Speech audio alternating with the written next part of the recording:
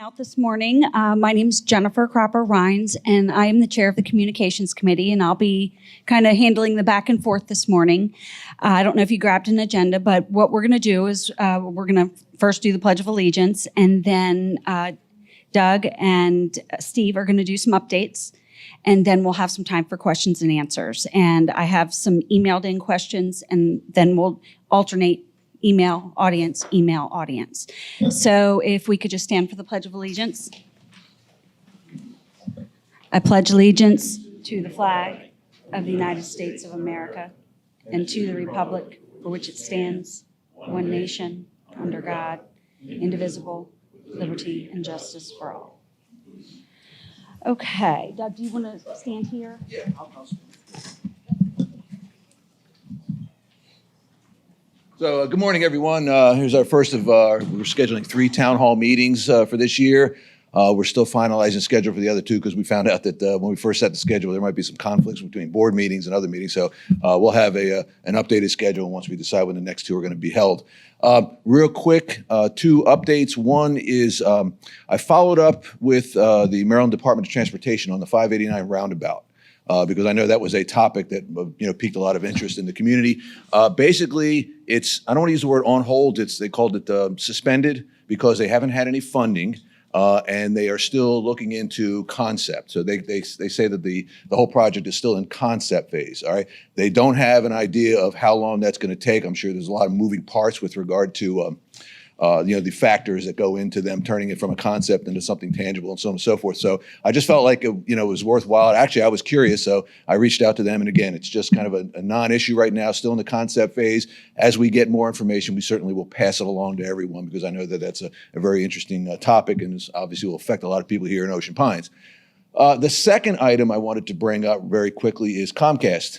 We reached out to them.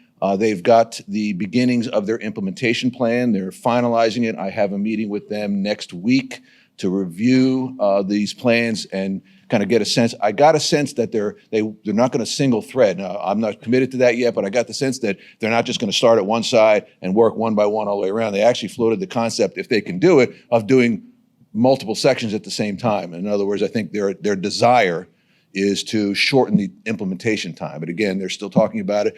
And when we get information with regard to the implementation plan, that certainly will be published so everybody understands when Comcast is going to be in their neighborhood and when they can obviously interact with them, sign up for those kinds of services. So those are just 2 quick updates for 2 important points that I think and important topics that we have here in Ocean Pines. And I want to turn it over to Steve. He has a couple updates on some other things. Could we ask a question on your update? Yeah, sure, by all means. Yeah, I'll say, town hall meeting is very informal, unlike a board meeting. So raise your hand, interact any way you see fit, and the moderator will let you know if if you're out of line. So yeah, by all means, the referee. I do want to keep it somewhat informal, so that we have this. All right. So please, and actually, the only thing I think we really did want to have is if you can state your name and your address. So from Ocean Pines. Okay. Oh. No. All right. You got me. That's a good one. All right. Tim Eisenhuth, 10 Lookout Point. Been here for 2 years now. Love the community. New to the area, so we've been coming here for a year's vacation. So we decided to go ahead and move. Anyhow, on the Comcast, the infrastructure.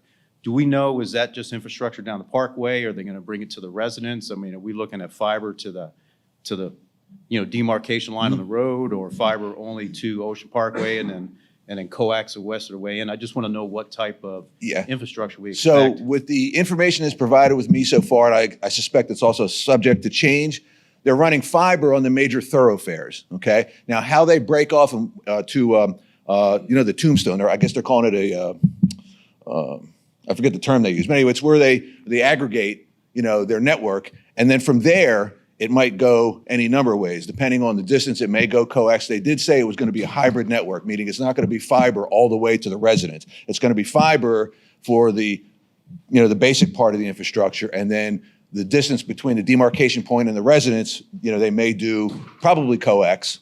RG6 is the latest standard. But again, depending on distance and other factors, they may do fiber. But I know it will be a hybrid network to the residents. All right, any other questions?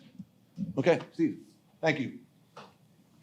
Good morning. Just wanted to give you an update on some of the projects going on. If you look over in Whitehorse Park, you'll see the craft building is up. We're waiting to get a roof on it, but that project's well underway. I think the craft people are planning to move in there around the first of the year. So that's moving along well. The police addition will begin, the work on that will be in early November. I think around November 4th is the projected start date. We'll be adding about 3,400 square feet on the end of the existing building. And we're also looking at, because we have to do a roof on the new addition portion anyway, we're looking at the possibility of re-roofing the whole building at this time and also upgrading the siding so it'll have a uniform look across the building. The clubhouse is well underway. The foundations are in. The plumbers are on site putting the plumbing in that has to be under the slab. Hopefully, the target right now is to pour the floor slab next Thursday. And our hope is to have that building up and enclosed by the end of the year so that they can finish the inside work throughout the winter months with a target opening date of May 1. Don't hold me to that because weather and other things can always affect that. And the cart barn will start October 30th. They'll start the demolition of the existing cart barn. And that's going to take about 2 months to build a new cart barn. That'll be it's what typically called a butler building. It's a metal skin structure, fairly simple design. And then there's other projects. Depending on where you live, you may have seen some paving going on. There's drainage work going on. And so I think our Public Works Department's been pretty busy over the last several months, and give a great shout out to them for the work they've accomplished. Thanks. Oh, sorry.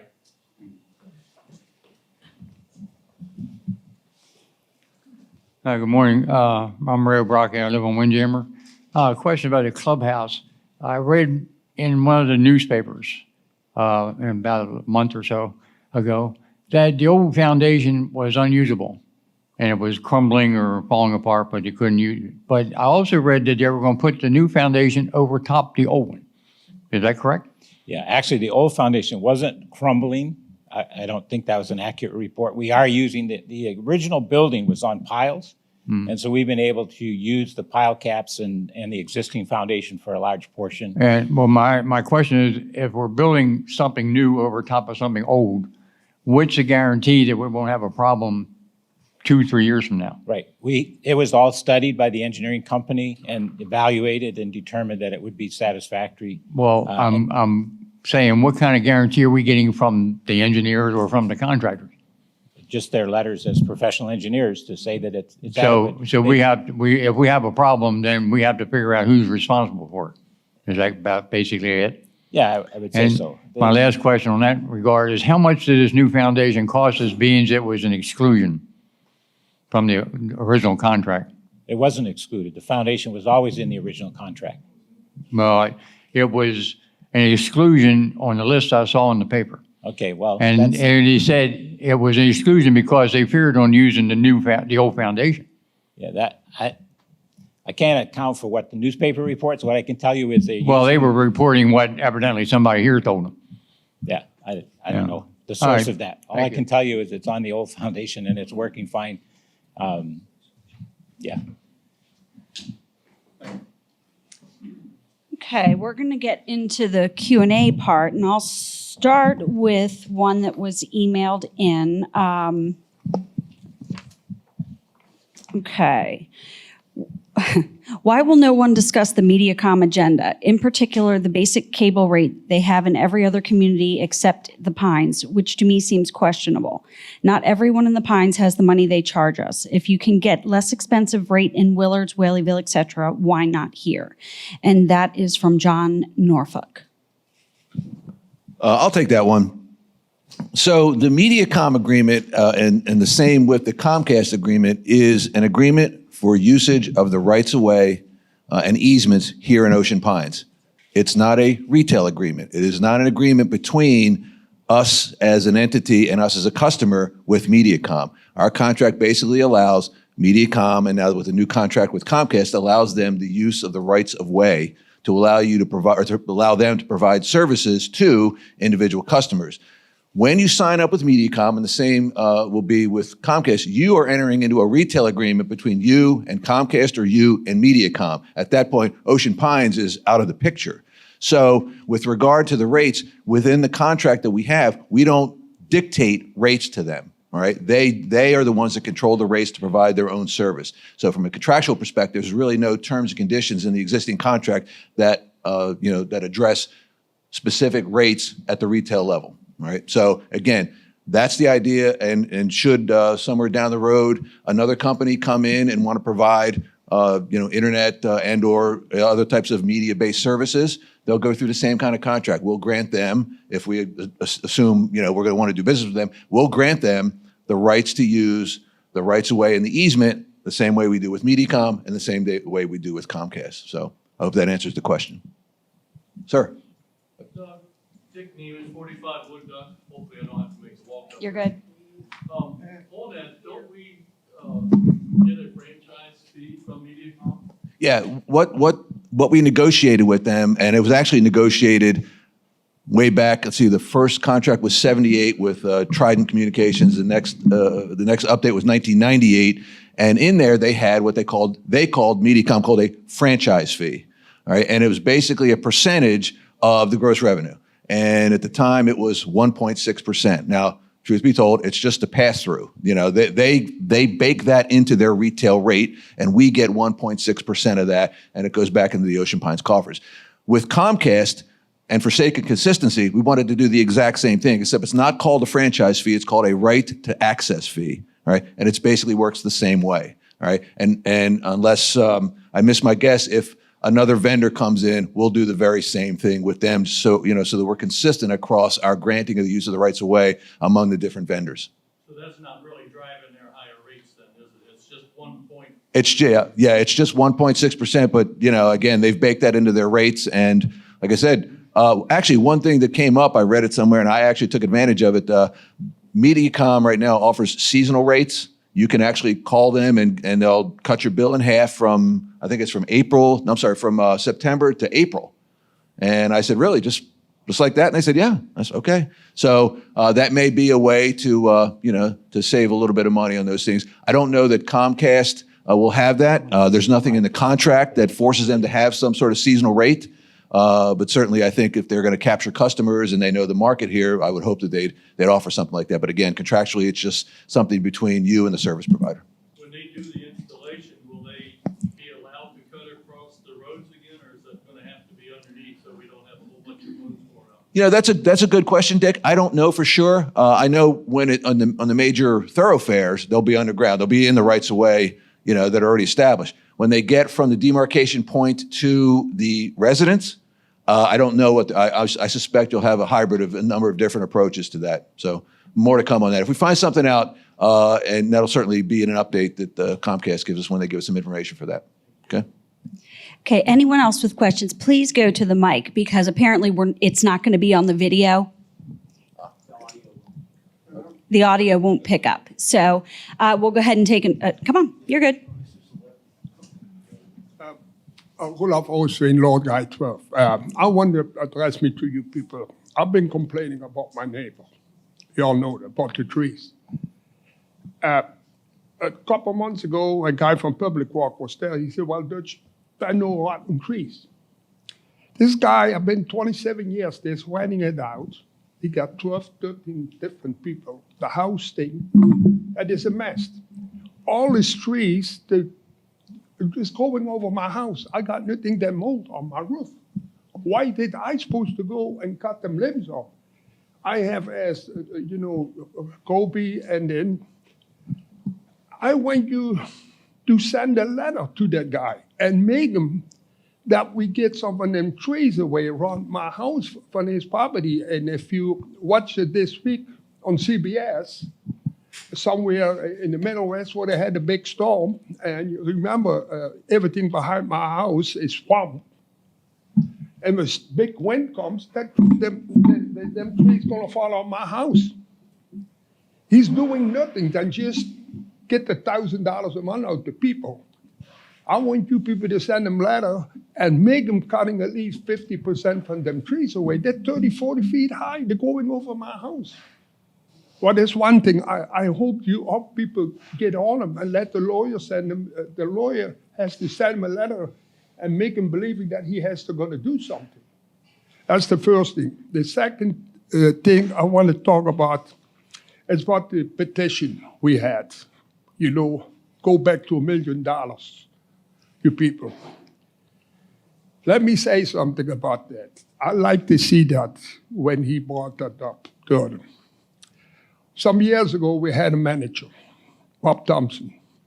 Without anybody knowing in Ocean Pine, he bet on a piece of property what was sold for $1.4 million. Nobody in the board knows that he did that. And that time he said he wants to expand Ocean Pine. I don't want Ocean Pine to get bigger.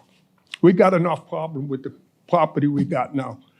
But I ask you people, I don't know, let us have a petition. We got a petition, let the people vote on it.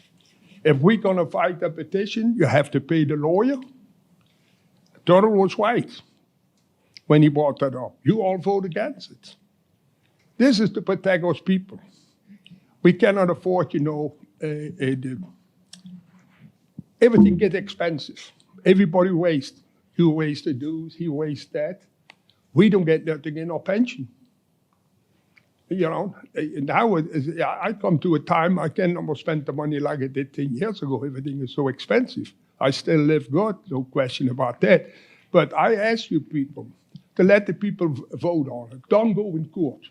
We throw $100,000 away. I don't know if I say something right or wrong, but I ask you people to do that. Thank you. I'll do both of them. Is this on?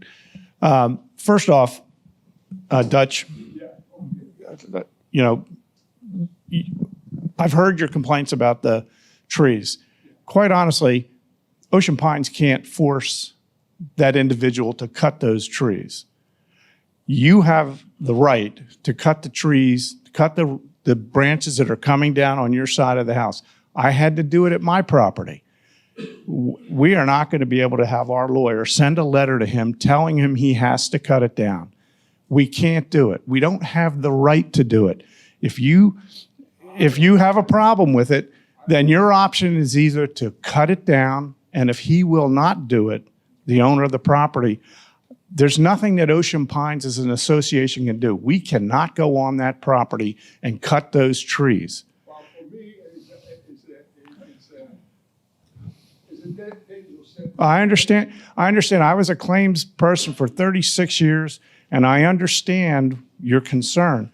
But as an organization, Ocean Pines cannot go in there and force the owner to do anything. And, what you're asking us to do is spend more money from our lawyer to send a letter. And, one of the other complaints we're hearing is the legal fees are going through the roof here. Well, they are, and there's a reason for it, but we're not going to do that, quite honestly. Now, let me address the second issue, the referendum. We're not going to talk a whole lot about the referendum because, as you know, there's been a letter sent to the board accusing the board of bad faith. There's also that letter also accused our attorney of basically malpractice.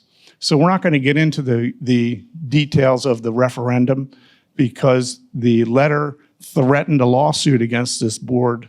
And so we're not going to get into all those details. But I will tell you this, that when Steve brought his motion to go ahead forward with it, my feeling is that, first off, we're not trying to take the voice away from the residents, but reducing that number to $1 million is not appropriate. It's not appropriate. So we are not going to go ahead and voluntarily do it. We've already voted on it, and now we're facing the threat of a lawsuit which will drive legal fees higher. So it's not going to happen. And that's really, I've been involved in a lot of litigation in my years, and quite honestly, this letter from this attorney to our attorney was, I have never seen one attorney put in writing to another attorney that he acted, basically accused him of malpractice. It was very inappropriate. He also threw in,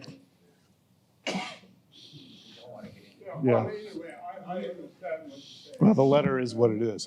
Yeah, I appreciate you answering me on it. That's my feeling. But what I'm concerned is the safety. It's like I say, Well, I understand your issue of safety, Dutch, but you have some options. You can cut those branches down. Ocean Pines can't do it. but I thought maybe, you put the pressure on him that he was going to do something. Can't do it. Okay. Is there any guidance as a homeowner, do we have the property line straight up to the Lord Almighty, and if the trees are overhanging, I'm gonna cut that right down the property? That's up to you. And then you can submit Well, okay, thank you. All right, one conversation at a time, please. I completely changed the subject. And we're going to move on to the next email question. My what's on?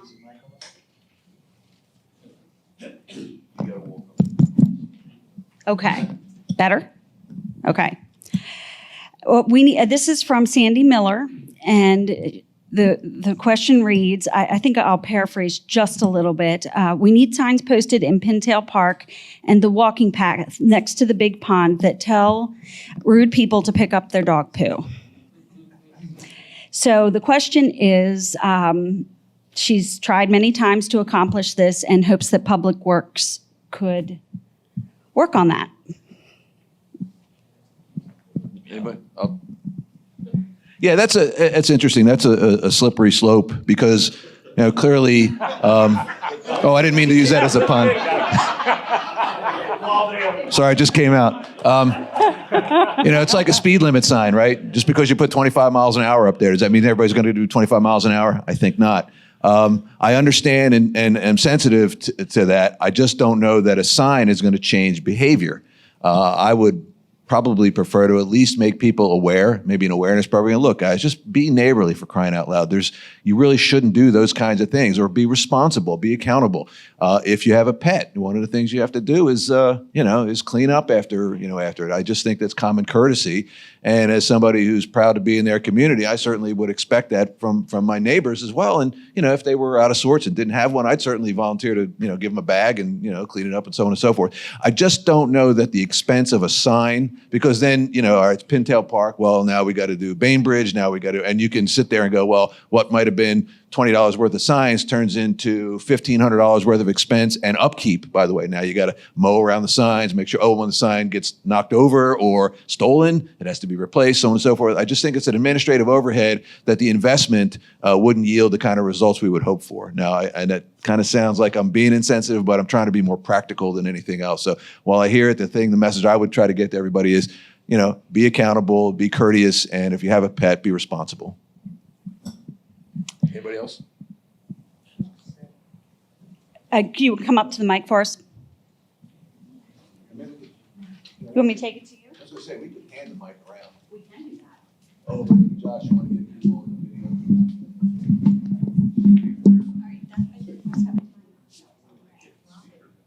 video? I brought it here. My question is this: what is going on with Steen's property coming up through King Richard? Because when I talked to him about 5 years ago, he says he has the right to go through King Richard because Ocean Pines gave him the right as long as he's paying all that money for the houses he was going to build out there. Well, it doesn't seem like he's building anything. Somebody else is building on that property. Do you know what is going on? Because I live right there in that corner. King Richard? I live in Quarterstaff right on next to King Richard's. What is going on with that property back there? First, can you give us your name and your address? Pardon? Your name and address? Paul Fields, 29 Quarterstaff. Ocean Pines entered into a contract with Marvin Steen, I think it was 2002. I think it's a while ago. As part of that, we granted the right to use that road. And in exchange for that, he was also, part of that agreement is also purchasing EDUs from Ocean Pines, which has not yet occurred. What is EDU? That's so that they would be able to use the sewage. So you can only do so much sewage per for each lot of ground, and it's based on the number of dwellings, the size of the dwellings. Ocean Pines has extra ones, and we agreed to sell them. I think it's 60, if I remember the correct number, 60 EDUs to Mr. Steen so that he could build this community. So this contract was entered into back, I believe, again, because we just looked at it a little bit ago, maybe 2 weeks ago, about 2002, and he's absolutely right. Ocean Pines, the board at the time, entered into that contract. It's a valid contract. Don't you think he is not going to build his houses there? Somebody else is building across that field. Who owns that field, by the way? I believe he does, right? No? I believe he does. Yeah, I think. I've only talked to one person who knows what's going on. Somebody's building a big fence all the way, and they say, that's going to be coming in from 589, not coming in through King Richards. You can't see back there because you can't walk on that property. So somebody's building something there. I don't understand what your question is. It's not Ocean Pines property. What is that they're building over the 589 side? If you look down the road from King Richards, you look across that gate, you see a whole bunch of stuff they're building over there. Well, I think he's in the process of getting ready to build back there. Who's he? Marvin Steen. Oh, is he? Yeah. Well, he told me when I talked to him in his house about 5 years ago, he says, they're paying me, I'm going to pay them $1,600 for each property I build to have a right to say, I'm on Ocean Pines, that Ocean Pines owns that property. Well, and on top of that, that property, those homes will start to pay dues into Ocean Pines also. They will pay assessments. That's also part of the agreement. Well, at my age, I think I'll be dead before they ever build those damn things.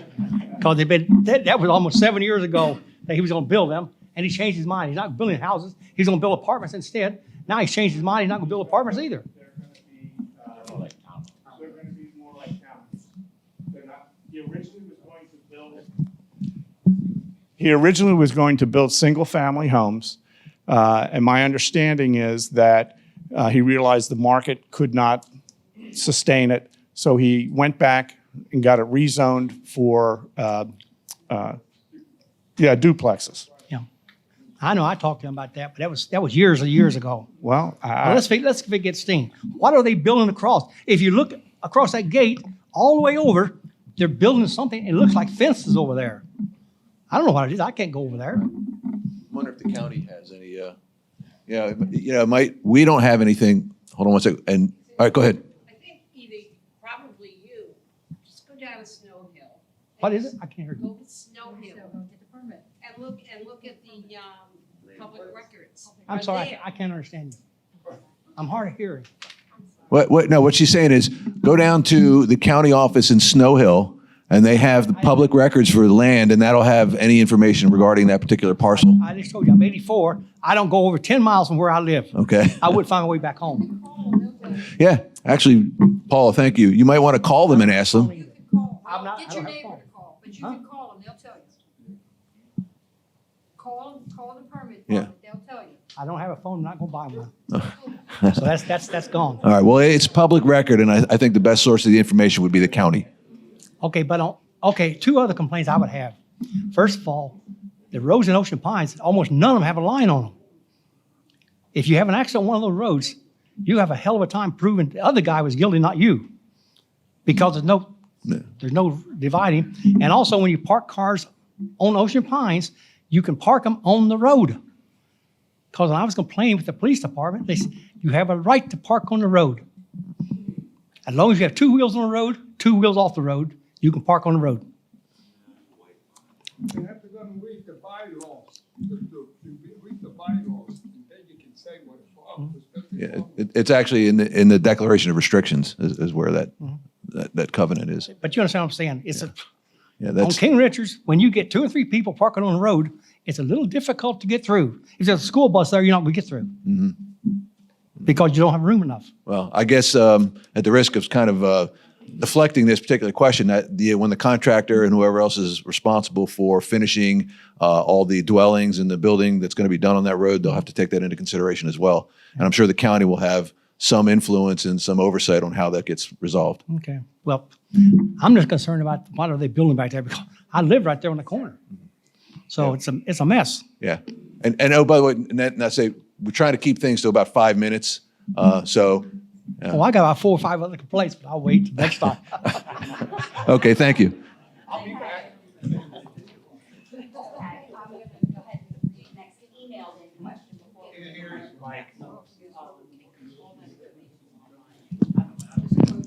I don't know, I guess it turns itself off. Okay, so I'm going to read an emailed in question from Harry Rutter, or statement, I guess. There's some questions and some statement in here. It's on golf course environmental and legal concerns. A recent issue of the Progress says that the OPA chemical budget for the golf course is being increased by $30,000. What harm are these chemicals causing to nearby waterways and wildlife?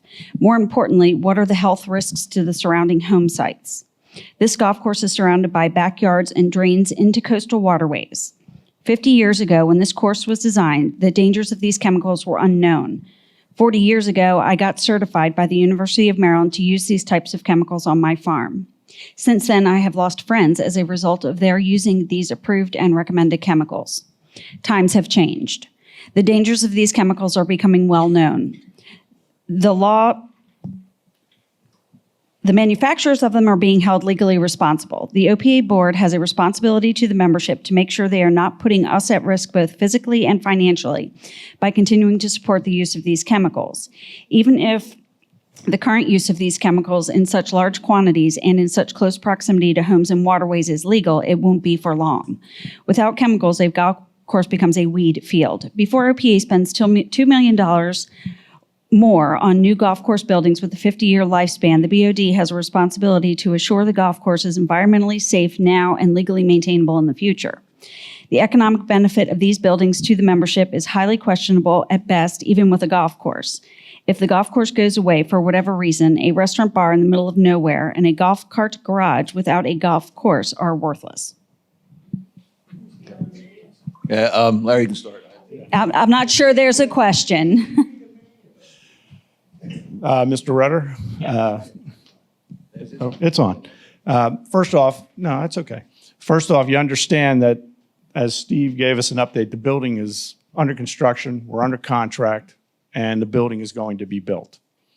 So I know your complaint has been from the beginning that you didn't want us to spend the money on the building. It's being built. In regard to the chemicals, if you've been licensed to use the chemicals yourself, you know then that we have the same process. We have licensed employees who put the chemicals down, and we're required to do that. All the chemicals are approved by the state, and that's what we do. In regard to the lawsuits that you may be seeing on television regarding Roundup, which I assume that's what you're referring to, mostly, they are commercial users who are using that. You're not seeing individuals who may be playing golf on a golf course a couple times a year having problems with cancer as a result of the chemicals. So I understand what your concern is. We are abiding by the law. We have licensed individuals to place the chemicals on the course, and the building is being built. So I don't know what else we can tell you. At the microphone. Do it at the microphone. At the microphone. You have to do it at the No, microphone. I'm just gonna, this is to this, I wanna save my time for later. MSDS sheets are required anywhere there's a possible chemical exposure. Do you plan to put in the golf course and or make available to anyone's concerned about it? MSDS, the government can approve a lot of things. MSDS just says if you're exposed to it, you have a right to see it and to know what to do and to know what can happen to it. In the golf course or with the people that are using it, MSDS is very important and it's a federal requirement. In the future, in the golf course building, will we have MSDS so people going out on the course will know what's there?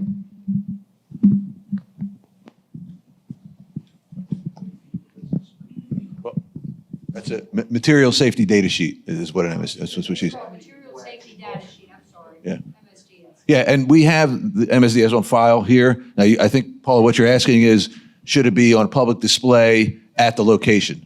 That's, I don't know if that's a requirement. Certainly we'll take it under consideration. I think that actually is probably a good idea. It doesn't have to be hit with neon lights or whatever. Right. But it has to be Right. somewhere if there's the Yeah. potential for the person to come in contact. Yeah, and I haven't considered that, but if that's something that we need to look into, maybe we take a takeaway is to just follow up, and when the new building's up, we make sure that that information is, displayed in the public area. And it's their choice whether they go there. And the residents can find out. Okay. Sir, do you want to? Yeah, Sergeant Brother. As far as the, your statements that were totally legal and that kind of thing. Last week, there was a suit filed, and I think the award was $2 million to an individual that was harmed by golf course chemicals. Now, the concern is those chemicals are very dangerous. The way this golf course was built 50 years ago, nobody knew about those chemicals. 40 years ago, I didn't know how dangerous the chemicals were. I know how dangerous they are now, and I'm not just talking about Roundup. If you look at the amount of chemicals you're putting down, the question comes in, have you as a board who have the responsibility to protect the citizens, the members of this community, have you looked at the possible legal ramifications of using all those chemicals? Beyond the fact that the state has said those chemicals are legal, the amount of them and where they're put. For example, farmers are not allowed to spread any of those chemicals within certain distances of waterways. The waterways run under the damn golf course. And the waterways have been found to be so dangerous in this area. Macklin Creek, I think, is one of the worst in the whole general area anyway. It's the dangers have gotten so bad that down by Hooper's Crab House, people always go there with their boats and get out on that little island and all. Well, they've all been getting diseases. All I'm saying to you is, I don't want to see some child who's playing in his backyard. Now, when the guy goes out to spread those chemicals, okay, he's wearing a suit, he's wearing boots, he's wearing gloves, he's wearing a respirator. The kid playing in the backyard next to where he's spraying that stuff probably doesn't have all that on. Okay? Now, all I'm asking you to do is take a very careful look at what you're doing to this community financially, legally, and the dangers that you're putting the membership in. Now, understand, I live about as far away from that golf course as you can get and still be in Ocean Pines. I don't play golf. I don't even put fertilizer down on my lot, because I've lost friends. I've seen, if you've ever seen what lymphoma looks like, I lost a brother to it, and I've lost friends to it. And believe me, there's very few ways that are more painful to die. And for you to just take this attitude, oh, well, we got 110 people that want to play golf here, and so we don't give a damn about the rest of the 12,000 people that live here. They got to take their chances. And I think that is wrong. Now,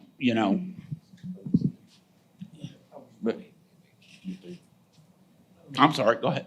Go ahead. I have a response. Go ahead. It's on. Well, first, let's clear up some things factually. It's not 120 people, it's 1,700 plus families use the golf course in an average year.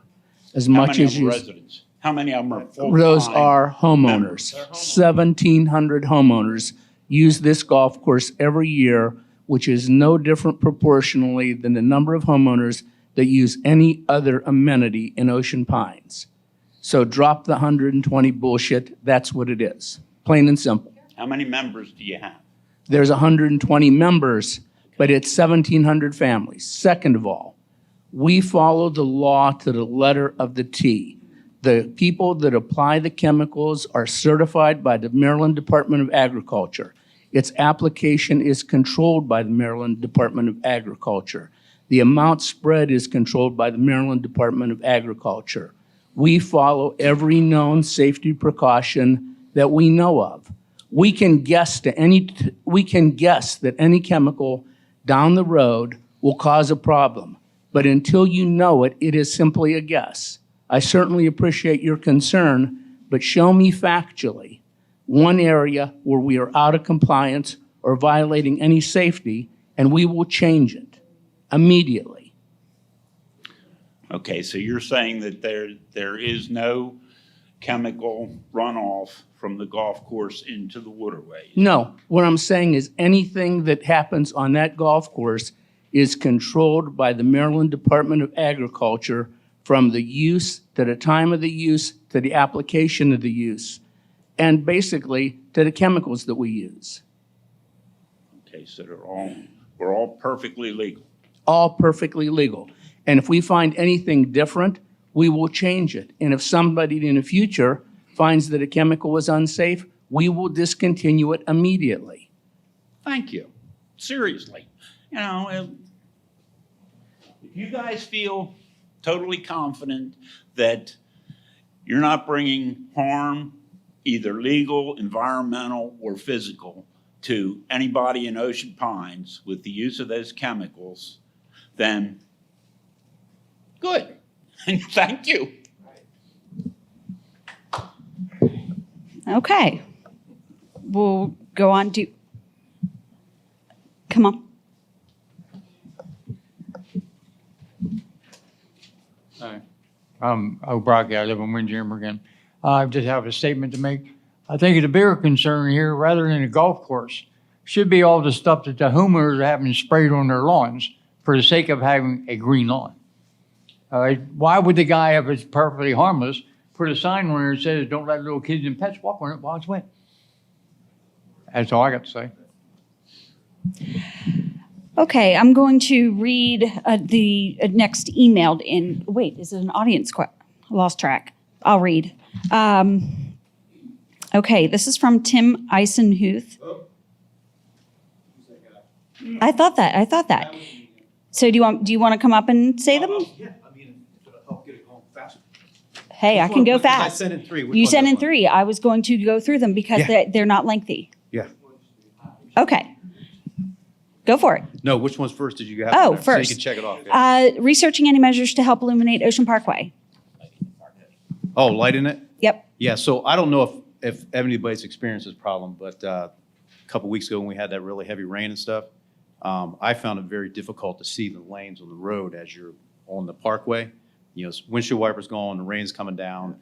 The reflective painting that we have there doesn't really cut it in the middle of the night when you have adverse conditions like that. So I don't know if it's something that we are looking to maybe do a different type of lining on there, maybe reflectors that, you know, are down inside the in the roadway so they don't get knocked off if we plow with snow or something. But just for me, you know, it's just a little bit hard to see at night on the road when it rains.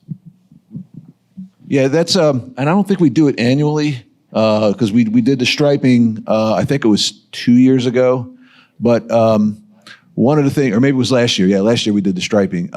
One of the things, maybe the takeaway would be ask the manufacturer if there are any other things, any other types of striping or paint that they use that can illuminate more in the dark for some other reason. And then the idea of the reflectors in the road, certainly probably worthwhile to at least get costs for something like that to understand, number one, is it feasible? Number two, what's it cost? Number three, how long can we maintain it before we have to replace it? Because obviously, you know, plowing snow and everything, they'll knock them over and so on and so forth. So there's sort of a three-step approach. And, you know, I'd want to know how much we'd have to sort of sustain from a cost perspective over time. But I think the one thing we could do is probably just ask the manufacturer, give us an estimate with your best illumination paint so that, you know, because we've experienced that, you know, it dulls pretty quickly. So maybe that's a takeaway we can use. Larry? And this gets to a financial question too. So I understand what you're saying and I agree with you.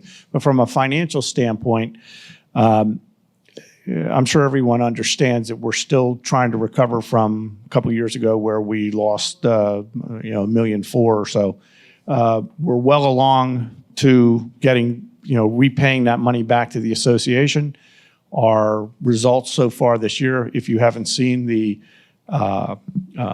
last month's results, we're about $500,000 ahead of where we had budgeted. So that number will deteriorate as we finish the fiscal year, because we're in our slow season now, but we anticipate we're going to be able to pay down that debt a little bit more.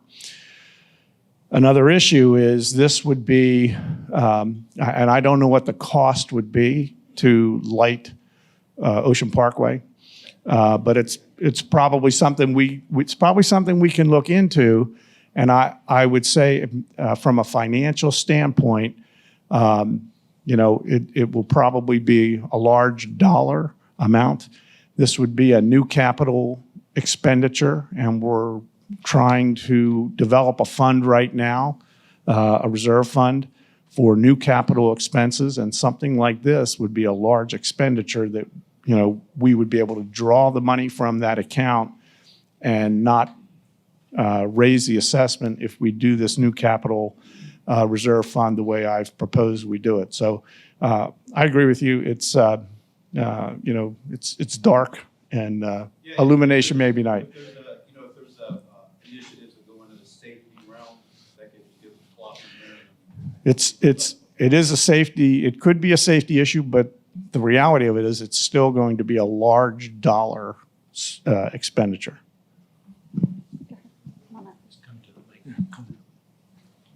Well, let's go back to the very first one we had about someone who said they didn't have a lot of money. I'm here to ask that I wholeheartedly agree, and I think everyone in this room would say the same thing, that there are a lot of properties, not a lot, but enough, that we ride down the highway and we say, damn, I'm glad I don't live next to them. Okay? So we appreciate what Mr. Daly has started. What we have to do is take a deep breath and maybe follow the procedures and the processes that Mr. Viola used and Ms. Colby into realizing that while 30 days sounds nice, at the end of that 30 days, we are now handing it over to our attorneys who will, even if we correct it, we're going to pay. All right? We need to maybe take a stop and look, not for 30 days, maybe for 60. We all know I've been here 4 years permanent. I was here 10 years before that, semi-permanent. I lived here with another resident. Okay, we need to maybe say 60 to 90 days. No, we don't want to go back to the horror stories. If you knew someone on the board, you never had to fix it. We don't want to do that. We don't even want to go there. But there are 3 factors that you need to look at. Nothing can occur in this place if you've ever tried to hire a contractor in 30 days. She's smiling, okay? You can't even get them to answer your phone calls. The second thing is that you have to realize that not everyone, and I'm fortunate, like the people perhaps on the board, that I can write a check for $400 or $500 or $700 or even $1,000 and not sweat. There are a lot of people who can't. So they might need a little bit more time to raise the money to fix it. Then we have the realtors who have to contact the owners and the people they represent here as rentals who have to explain what the new process will be. 30 days is not enough. At the end of that 30 days, if we hand it to the attorney, tick, tick, tick, tick, tick, then we start to get the hourly billing. I appreciate what Mr. Daly's doing, and I think it's a good idea, but I think it needs to have that stretch. A permanent time, a fixed point to stop, not a forevermore, not ignore it, but to give people time. The man that was example, 2 months ago, a man came to my house and gave me a price on a screen door. I never heard from him. He showed up last night. Raymond opened the door and let him in. Okay, he just remembered me. You need to realize that not everyone up here is financially to the point that they can do things instantly, or can you even find someone to do this work? All right, we need to have that fixation, but we want that 90 days to get to the attorney so those billable hours don't start until 90 days. They don't start at 30. Having a billable hour or a letter from an attorney is not necessarily conducive to getting it done. You're going to lose people. You're going to get old people who call their kids and they're going to say, sell the house and move, let's get rid of this. We need to really have a factor There's a way to do it. Watch what Viola did. Watch what Colby did. They made committees. They work with people that are interacted. I'm sure the realtors would like a little time to notify the people that own the property that this is going to be the new process. You always thought it was, but now it's real.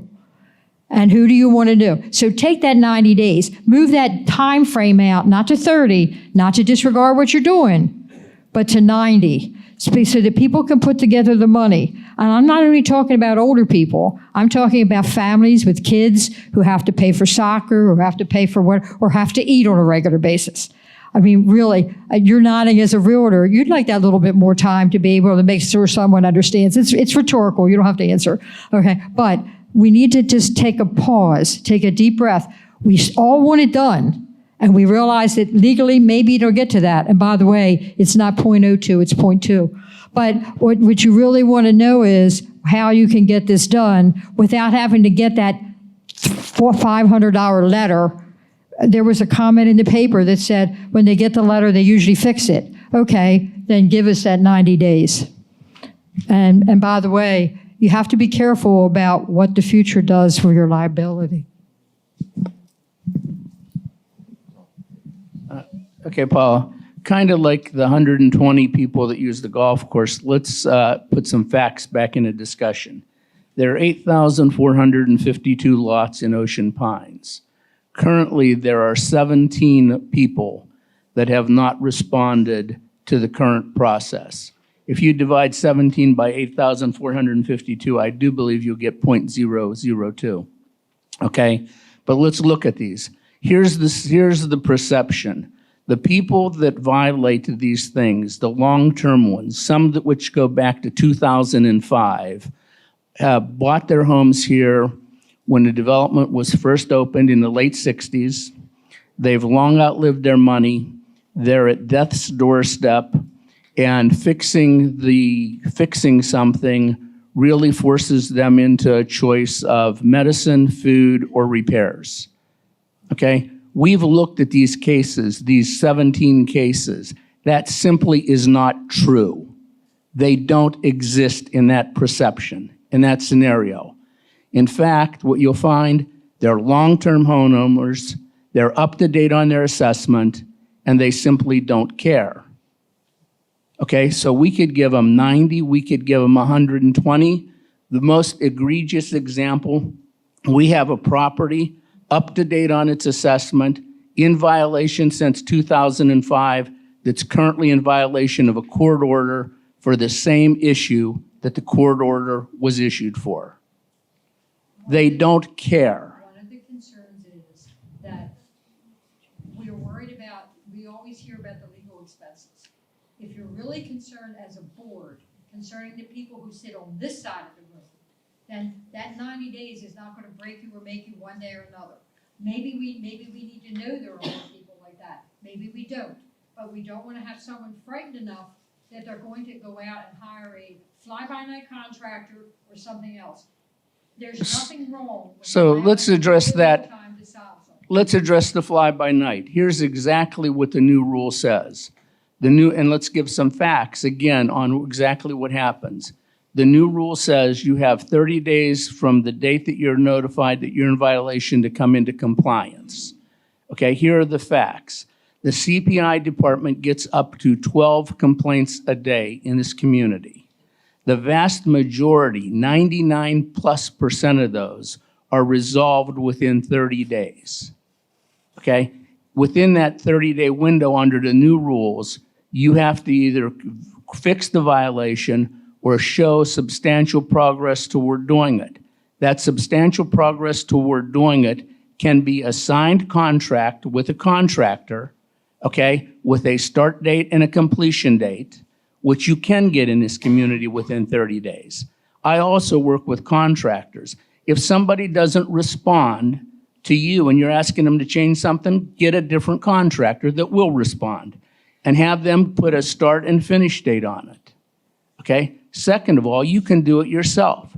Just submit a project plan to Public Works that they accept with milestones in it.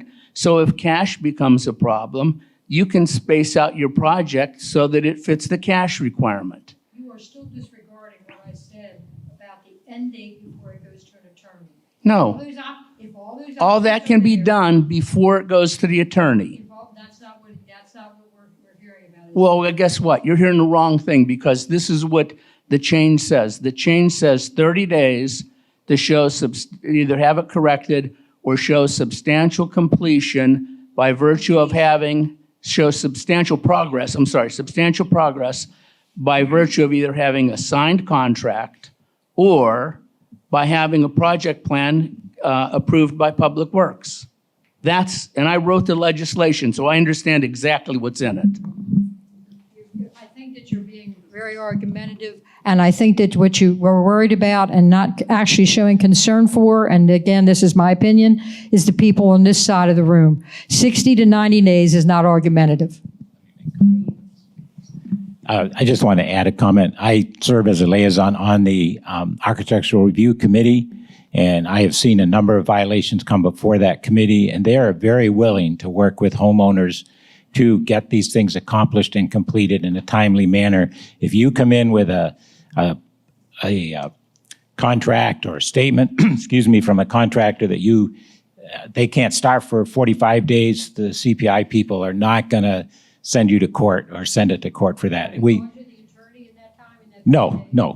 They won't go to the attorney. You're aware of that because if I'm not, a lot of other people are. Okay, no, it won't go to the attorney unless there's definite failure to take any kind of action at all. If you come in and demonstrate that you're working on it yourself and it's going to take you 40 days to get it done, they're not going to send you to the attorney or send your case to the attorney. They're very, very sensitive and concerned about the homeowner situation. So I don't think that's a justified worry, frankly, from what I've seen and sitting with the ARC committee now for the last 2 or 3 months.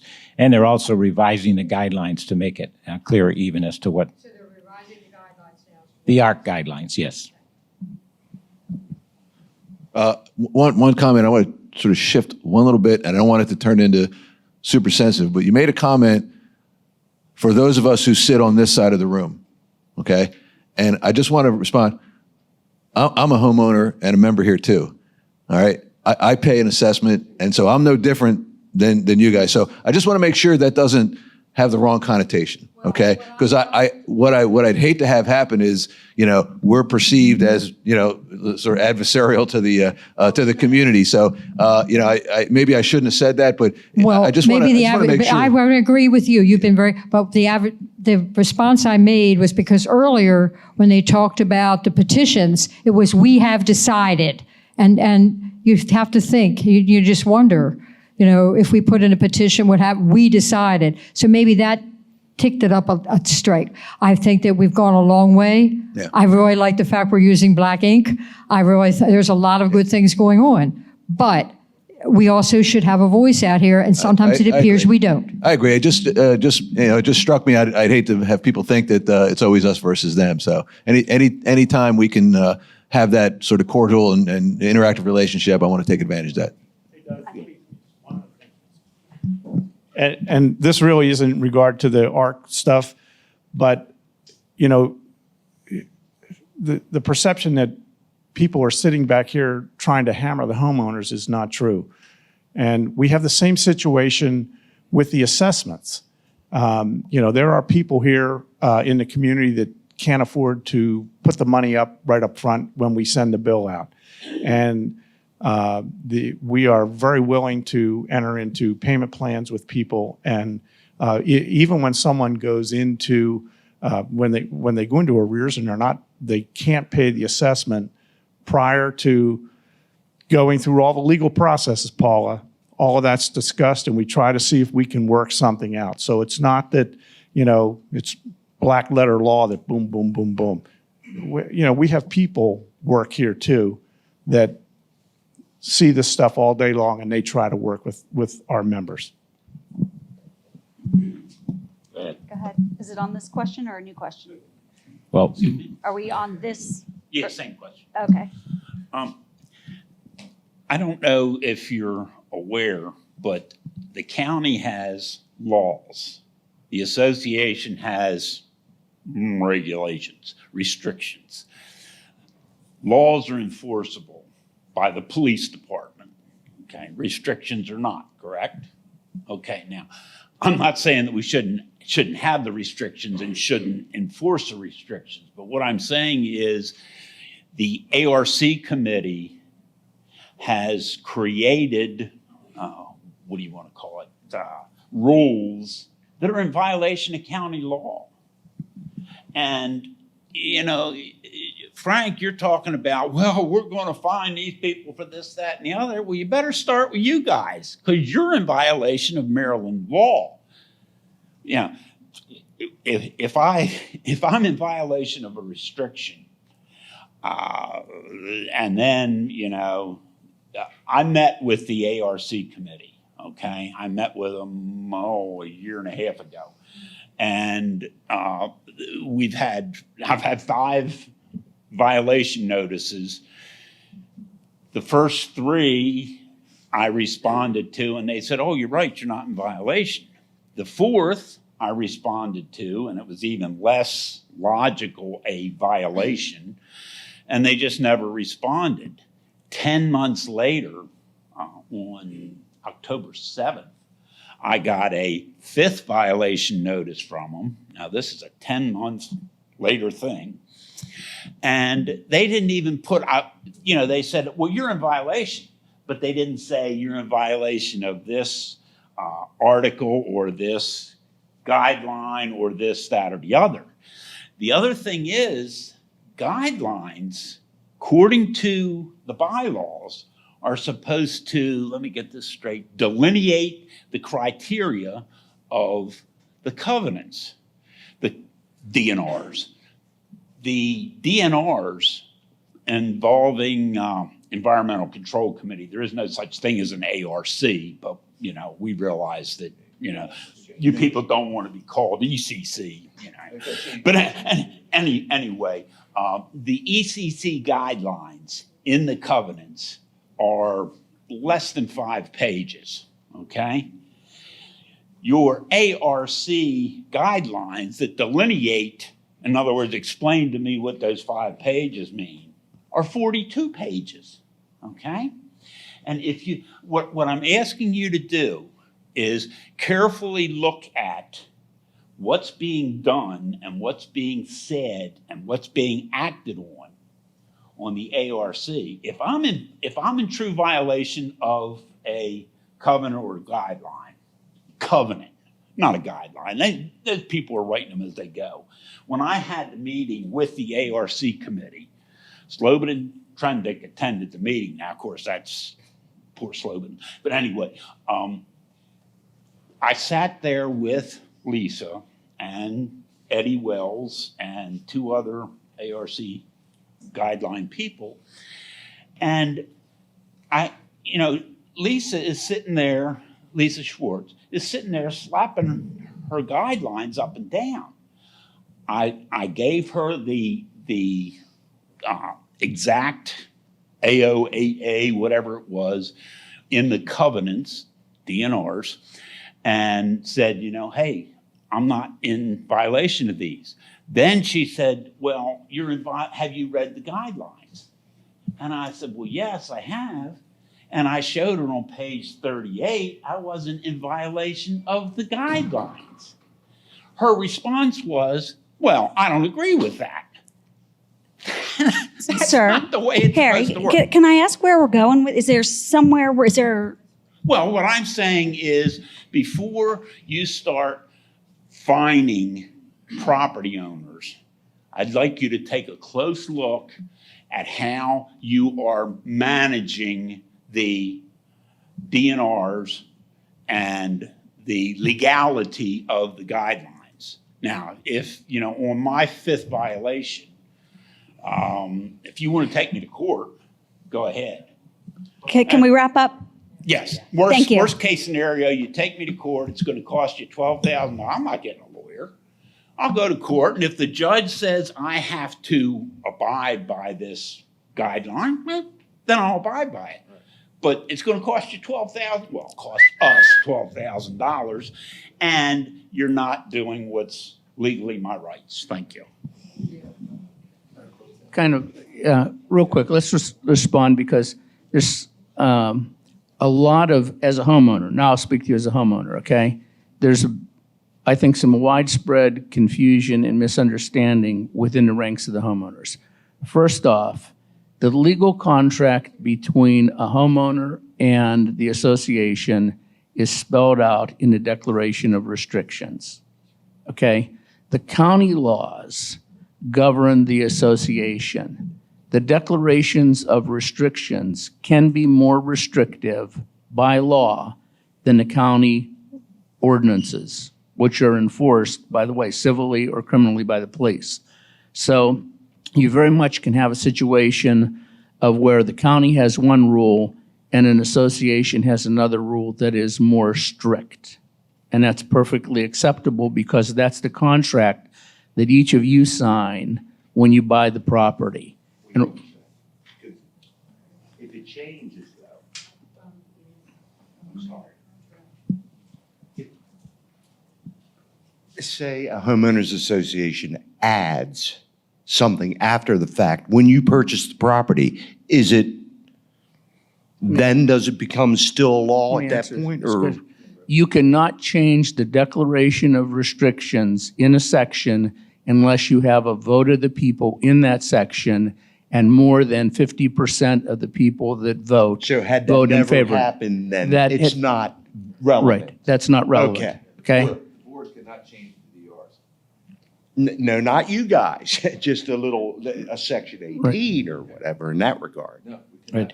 we cannot change the DRs. We cannot change DRs. But they can't enforce what they're trying to shove down my throat. Right. at the Now, same time. let's go to the ARC, okay? The Declaration of Restrictions and the association bylaws gives the Architectural Review Committee the power to set up guidelines consistent with the DRs, okay? And just so you understand, the way the bylaws and the way this corporation is set up, and we are a homeowners corporation, the board of directors cannot overrule and does not have an appeal process for an ARC determination. That's the rules, okay? Sorry, I mean, I live by them like you do. They're set up that way, and we would have to change a lot of things and go through, in effect, a board-generated referendum to change some of those rules. Just so you're aware. The other thing to be... The ARC overrules the board? No, the ARC has the power to set within the Declaration of Restrictions and the bylaws, the guidelines, and the board does not have the power to overrule the ARC guidelines by the contractual setup. Even if they're in violation of the covenants? No, they can't set up something in violation of covenants. But when they set up a guideline, which they're permitted to do under the covenants and under the bylaws, that's the rule, and the board can't override that. But it can't supersede the covenants? That's correct. Now, second thing, just to be clear, we're not fining anybody. We looked at fines. Fines won't work. And we looked at the people that are most egregious for violating your rights as a homeowner and your property values. They're professional. You know, this doesn't apply in all cases. But in a lot of cases, they're professional gamesmanship. They understand the rules, generally speaking, better than the boards that have set up here since, in some cases, 2005. So, for example, they may have an unlicensed, untagged vehicle in their driveway. Okay, they get a violation, right? The vehicle disappears. We've had it towed away. Where it really goes is 3, 4, 5 streets down the road in some seasonal driveway or some property that's for sale. They bring over CPI and they say, look, car's gone. They sign off on it. 3 weeks later, the car is back. Okay? Just so you know that the real facts of the type of things you're dealing with. Well, that's one issue. Okay, did you want to come up and ask a question? Let's move on. Yep.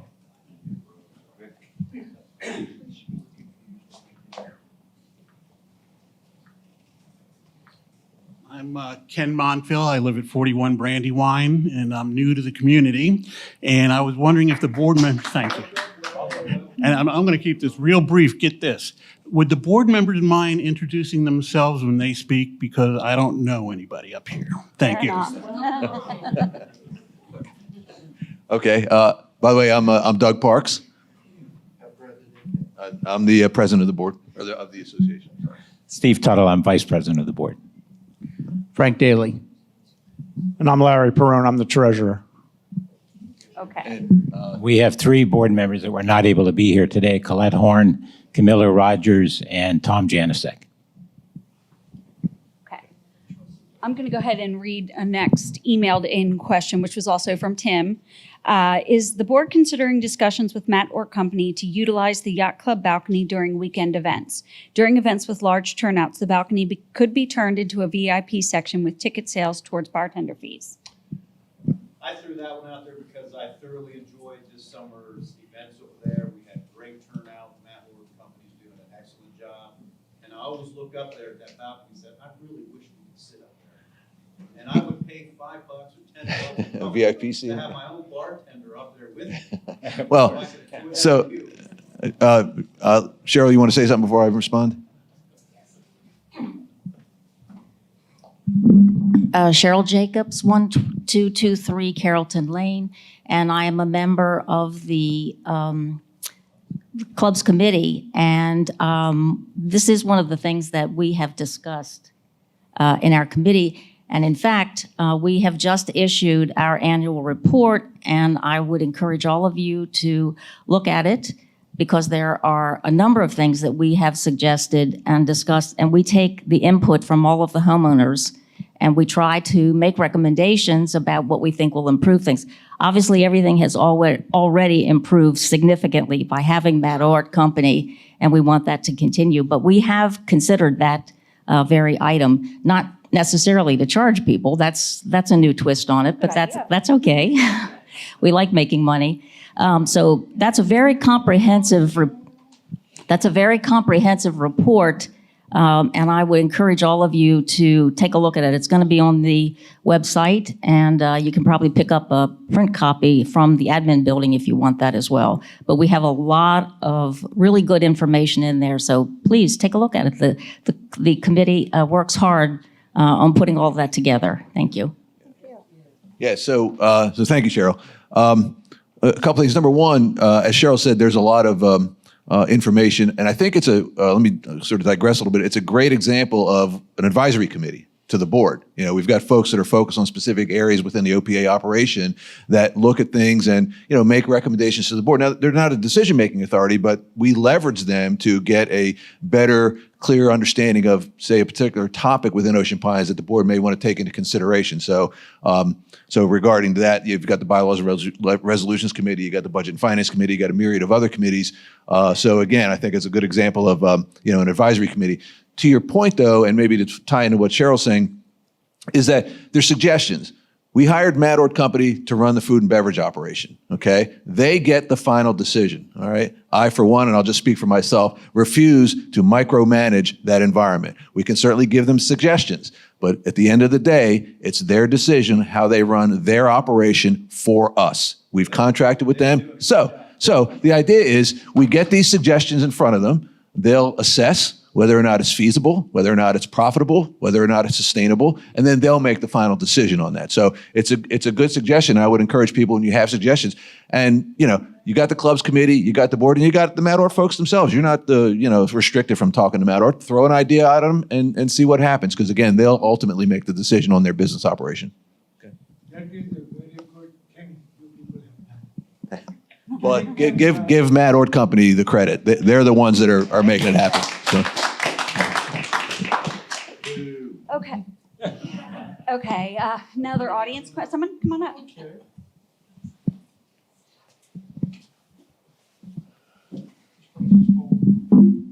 My name's Bill Southard. I live at 46 Pintail Drive. Been a resident here since '99. Prior to that, I was over in Ocean City for 9 years. Prior to that, we were at the Jersey Shore from '49 till '91. I'm here to talk about the height, raising the height of the bulkheads that are being replaced.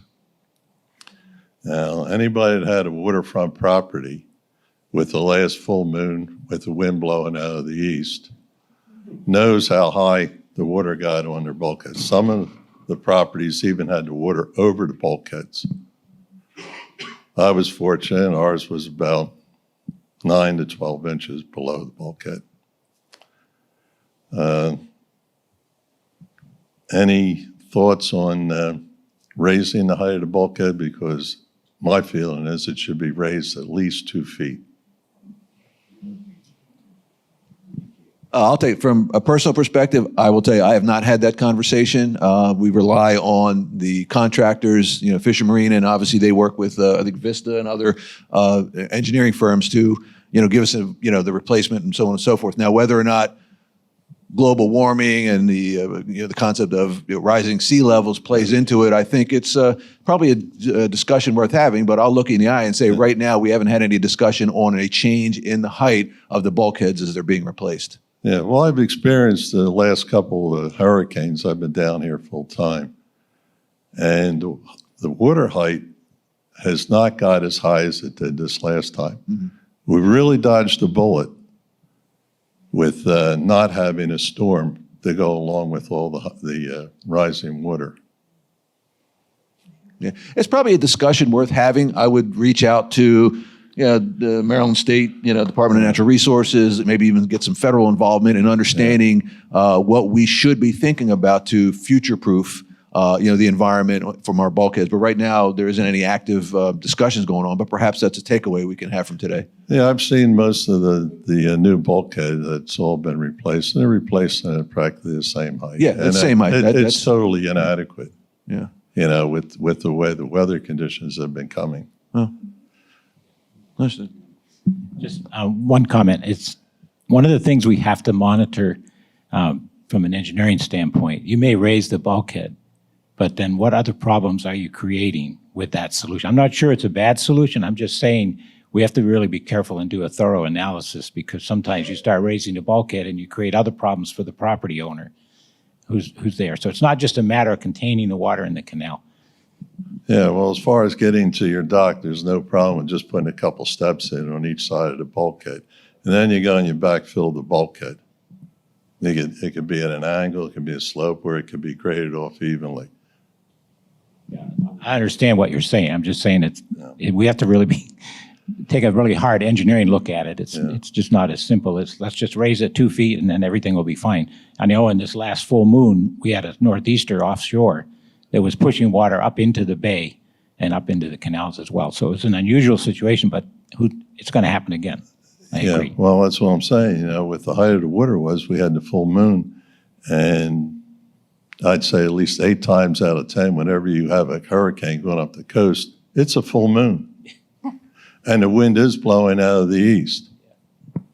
Yeah, it's definitely a problem. I agree with you. I'm just not sure what the right solution is. Well, my opinion is, raise the height of the bulkheads.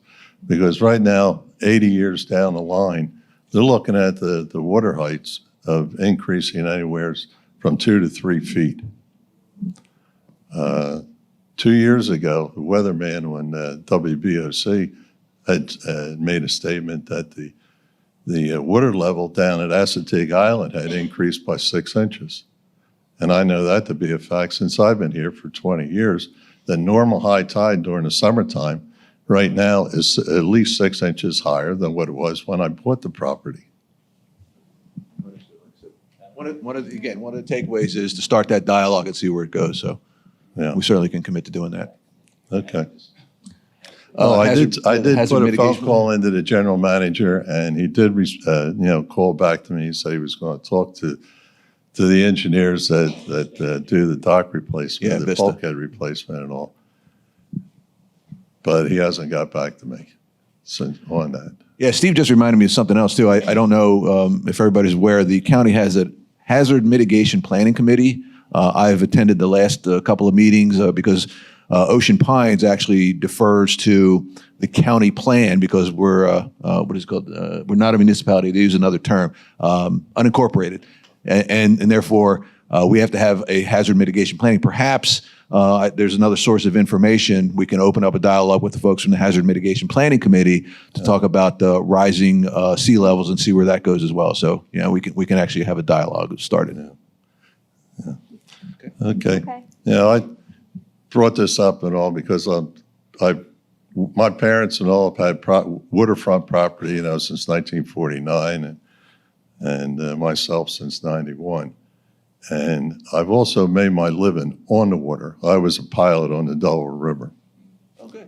So I'm all familiar with the differences and all. Okay.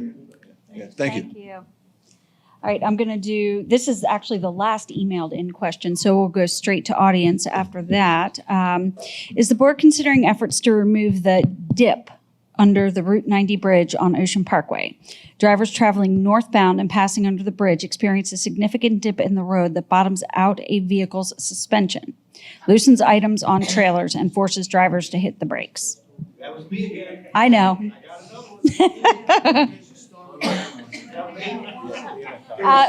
Actually, I'm hearing from an engineer that there's a storm drain in the bottom. Maybe I'm the only person that puts my cruise on 35, and I don't have a problem going either way, 35 miles an hour.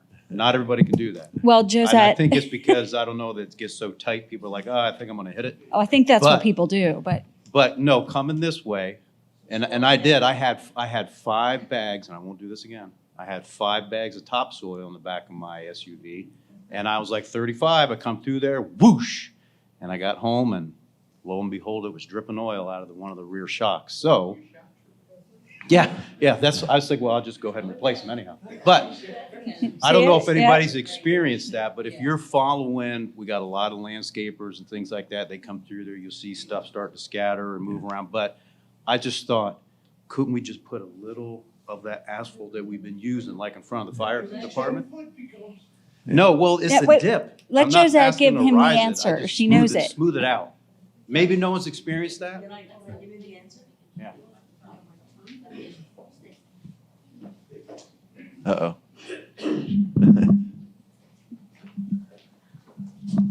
Hi, Josette Wheatley, 36 Carriage Lane. There is a storm drain in the center of that. If you notice, there's a grate. It's there. The ground has been designed for all the water in that area to go to that spot and drain down. And it's the depth and all gets calculated so that the water can be captured and moved along. And that's why that's like that. Sure, but why is it a hard dip? I understand It's concrete and it's a type of. I would say, as a neighbor, slow down when you go through it, and it'll be all good. That's all I got to do.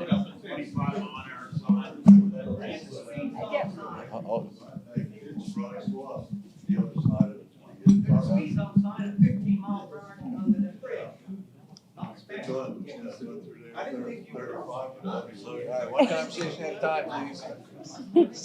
Go ahead. See, do you have any? All right, one conversation at a time, please. All right, Doug, did you have any comment on this, or? No, again, the practical side of me says, I hear you, but, maybe if you slow down a little bit, we're okay. I certainly wouldn't want to introduce a problem, in other words, try to solve a problem and introduce another one. As Josette mentioned, we're talking about drainage right there. And there's, the engineers had looked at that particular part of the drainage system, the overhead, the overpass of Route 90, and they've made a determination that that drain needs to be there in order for this, all the runoff and everything to work properly.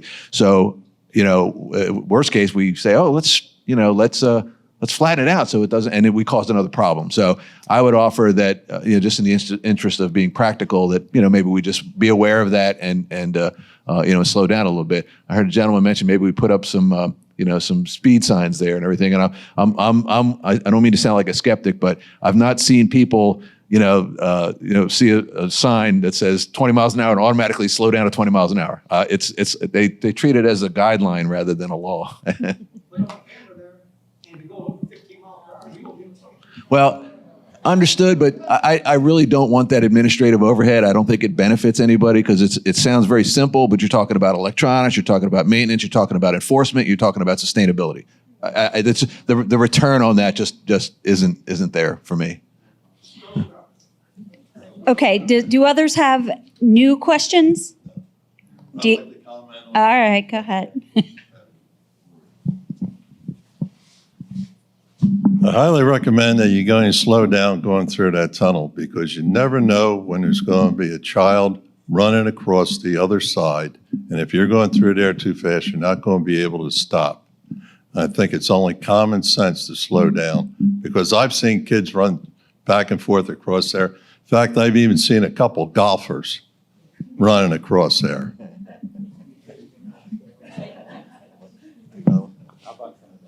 Put up a speed bump sign. Everybody obeys them. I do, you know? They're simple. Speed, you know, if you can't call it a bump, call it a speed bump. I don't know what you call it, but, you know, $25 for a sign, and people follow them. Okay, does anybody have any new questions? Go ahead.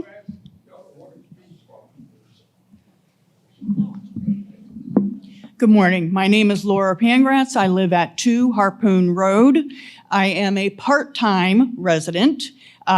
First off, I don't really have a question, but a statement. I would like to first thank you for having these environments where there is interaction and the ability to have a town hall or your regular meetings. I am not in town for every single board meeting. I am one of those people that enjoy coming to meetings. I know, don't tell my husband. And I've been good. I am very involved in our full-time home in Harford County on several different boards there. And one thing I think we all need to be appreciative of is that there is interaction, that we can come up here, state a concern, ask a question, and get feedback immediately right now from all of you that are present. Many boards that I'm on, it is not that way. And we are given, X amount of minutes to read our statement, get our statement out, and then that's it. There is no interaction. This is a very unique situation here, and I would like to make sure that, one, we're all being respectful on all sides of whatever corner of the room we're sitting in. It does not matter. And two, there is a reason why we use the microphone, because those of us who are not here, who do rewatch meetings, whether we live stream them or watch them on the YouTube channel or Facebook streaming later, need to hear these comments. We cannot hear them, and it is doing a disservice to the rest of the residents who are not able to be here in person for whatever reason. You could have full-time people here who cannot make it here today to be able to hear the questions and concerns that are being presented. If I'm sitting at home struggling to hear, and yes, I know I'm a young person who does not hear well and does not have hearing aids, it's on my to-do list. Haven't gotten there that far yet, but I just want to encourage you. And microphones do not pick up your words if we stand back here. We have to be, I know it's uncomfortable, but please just talk in the microphone. It is so much more beneficial. We can all benefit from hearing every comment here. Everybody deserves to be heard. And I want to be able to hear all of you. I am not going to be in town for the next board meeting, where there's the public comment session. So this was a good event for me to be able to be here, to interact. But please remember, there is a reason why they have the microphones out. There is a reason why we need to speak clearly, respectfully, and keep it concise. So now I'm getting to my rambling point, so I will stop. But I do appreciate the time. I do appreciate everyone making this effort to keep us all involved, because that, as a resident, and I may not have 30 days to get back down here real quick, depending on, many of my neighbors that are part-timers, they don't even live in Maryland. So it could be a several-hour drive, more than just a 2-hour drive for some, to be able to get back to fix something. So keep that in mind. We have a lot of people that are not here full-time yet. But thank you again. I appreciate your time and effort, and I look forward to doing this more. So, and are part-time people allowed to be on committees? Yeah. That would be my question then. Are part-time people allowed to be on committees? Yeah, there's no requirement. I might volunteer. No. Yeah. Yes. Yeah. First of all, well said, and thank you. Point of confirmation, you do not have to be a full-time resident to be on a committee or on the board. So by all means, in a volunteer organization, one thing I've learned is you never turn down a volunteer. You find a spot for them where their talents and their volunteer spirit can be used. So thank you. Okay. You want to come on up to the microphone. And notice I was speaking into the microphone as instructed. Hopefully I... Hi, Ray O'Brien, Windjammer. I understand that is an entirely different subject. I understand that the park has its own pool. Is that correct? Yeah. Right. Okay. You said own board? No, their own pool. Oh, pool. Right. Oh, okay. Now, my question is, we're a nonprofit, as I understand it. And according to the nonprofit rules that y'all say we have to abide by, we have to open our pool up to the public. All the pools except the park is open to the public. And the park pool is only open to the park residents. If they're part of the Pines, why do they not have to follow the Pine rules? And why am I not allowed over 55 to go into their pool? Anybody want to answer that one? Sure. It gets back to this issue of the declaration of restrictions. There are 22 different sections in Ocean Pines. Each section has its own declaration of restrictions. Some of the sections, like the park, have their own board of directors, right, and they have their own rules. The park is set up as a subsection within Ocean Pines as an over 55 community, and it has a different set of governing documents.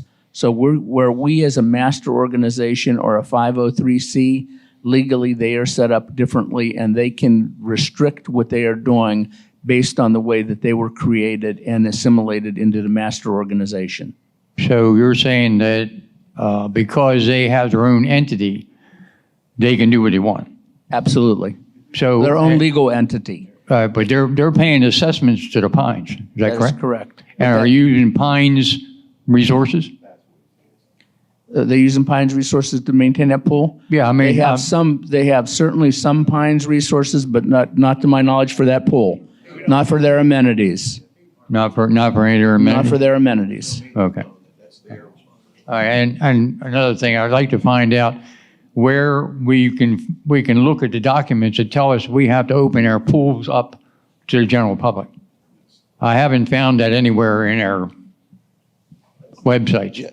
Yeah, it was the about 2012, the IRS ruling to maintain our 501(c) status with regard to we call it unintended income that was generated at the Beach Club parking lot.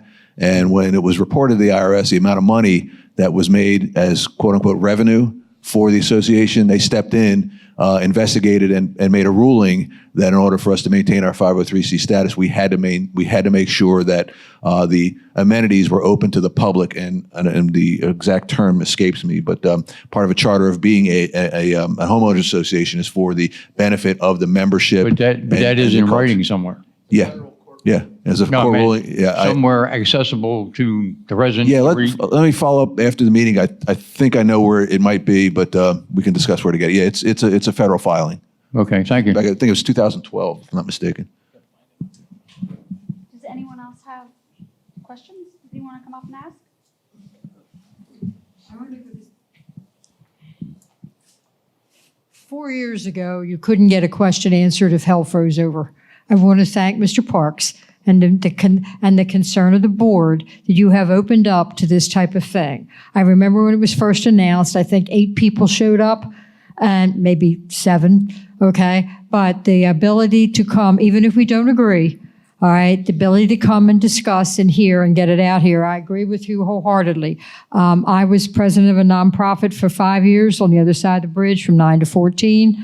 It's like, I know how the horror stories, but the fact that you took the opportunity to open this up makes a whole heck of a lot of difference, because past couple of months, I haven't been here, but I've been able to watch you on television. It's made a lot of difference. I thank you for the opportunity to just bring all this out in the open, and I hope you find the ability to maybe do it 4 times a year instead of 3. Thank you. Okay, well, thank you, Paul. And yeah, we do have 2 more scheduled. And we'll certainly make that commitment. And if at some point we decide to do more, then maybe we do more. But we'll certainly do 3. Sir. I don't have any question. I can be of help. I I had 3 strokes 3 years ago. Knew many languages. I was an accountant. I worked in different fields. But I'm not allowed to drive. Live over here. But I can help in many ways. This is I cannot even read my name and all that. Now you're gonna make me put my glasses on. You engineering, accounting, I have every kind of experience. Okay. But I cannot come myself. But somebody can pick me up, sit down. I can be of much help. Very, very good. Yes, as a matter of fact, this reminds me of when Cheryl. Yeah, when Jeff Nepper was held up. He had some health issues, and Colby would drive him back and forth to committee meetings and to the board meetings. So that's certainly not out of the question. So if it becomes you want to volunteer and we have to make some transportation arrangements, we certainly can do that. Always available only in the mornings. Slowly I'm started to play tennis. Oh, good. Trying. I can't move too much, but people are helping me. Good. But I'm coming back with the head of God and my efforts. Very good. Thank you. And thank you for your willingness to help. Thank you. Do we have anybody else that would like to come up? Because otherwise, we're going to close it down. Okay. All right. Thanks. Thank you, everyone. Thanks to my colleagues here.